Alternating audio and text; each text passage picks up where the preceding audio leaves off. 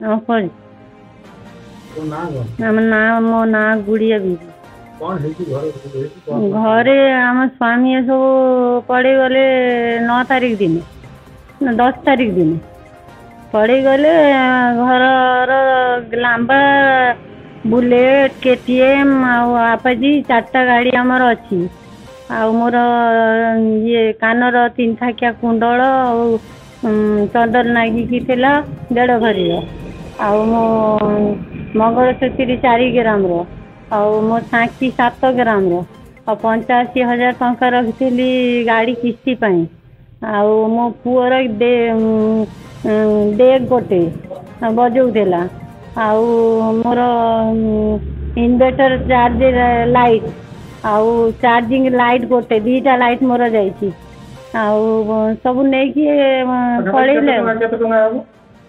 ପାଖାପାଖି 5 ଲକ୍ଷ ପରେ ହବ। 5 ଲକ୍ଷ ଜାଣିଲେ ମୁଁ ଜାଣିପାରିଲିନି। ସକାଳେ 6ଟାରେ ଶୋଇକି ଉଠିଲା ପରେ ଦେଖିଲା ବେଳେ ସବୁ ଚାଲିଛି। ମୋର 3ଟା ରୁମ୍ ଚାଲିଛି, ମୋର ଗ୍ରିଲ୍ ଚାଲିଛି, ଆଉ ମୋର ବାହାର କେବାଟ ସେ ଚାଲିଛି। 2ଟା ଚାବି ପୁରା ଭଙ୍ଗା ହେଇଛି।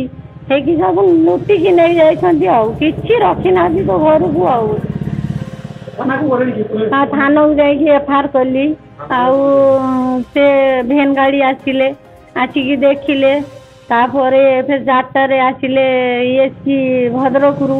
ଫେର 2ଟା ଭେନ୍ ଆସିଲା, ଆସିକି ଇନକ୍ୱାରି କରିକି ଗଲେ। ଆଉ ଆମକୁ ସେ କହିଲେ ଆମେ କୋସିସ୍ କରିମୁ, ମଦତ କରିମୁ, ଆଉ ଆମେ ଖୋଜିମୁ। ଆଉ ମୋ ନାଁ ମହିମୁଦ୍ଦିନ ସାହାଜୀ। ଆମ ଘର ପାୟସୀ ଜଗନ୍ନାଥ ସାହି। ଆଉ ଆମର ଧୁସୁରୀ ପଞ୍ଚାୟତ ଆମ ଘର।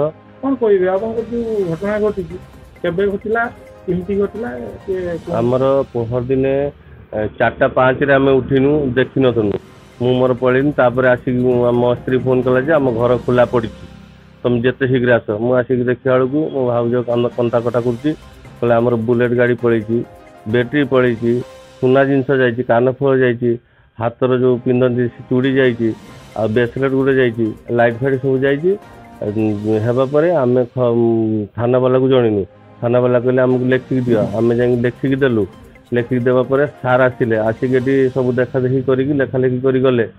ତାପରେ ଘଣ୍ଟେ 2 ଘଣ୍ଟା ଛାଡ଼ିକି ଫେର ସାର୍ ଆସିଲେ ଆମ ଘରକୁ 3ଟା ବେଳେ ଆସିକି ପହଞ୍ଚିଲେ। ସବୁ ଭଦ୍ରକରୁ କ'ଣ ଆସିଥିଲେ, ସାଇଣ୍ଟିଫିକ୍ ଟିମ୍ ଏସବୁ ଆସିଥିଲେ, ମ୍ୟାଡ଼ାମ୍ ସବୁ ଆସିକି ସବୁ ଲେଖାପଢ଼ା କରି ଯାଇଥିଲେ। ଆମକୁ ତ ସବୁ ନମ୍ବର ଫୋନ୍ ମାଗୁ।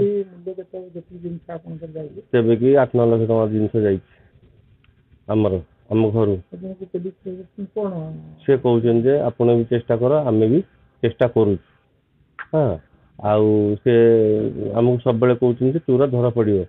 ଆଉ ସବୁ ତ ନେଇଯାଇଛନ୍ତି, ଗାଡ଼ିର RC ବୁକ୍, ଗାଡ଼ିର ଅରିଜିନାଲ ଚାବି, ଆଉ ସୁନା, କାନଫୁଳ, ଆଉ ହାତ ମଙ୍ଗଳସୂତ୍ର, ବ୍ୟାଟେରୀ, ଡେକ୍ ଫେକ୍ ସବୁ ନେଇଯାଇଛନ୍ତି ଆମ ଘରୁ।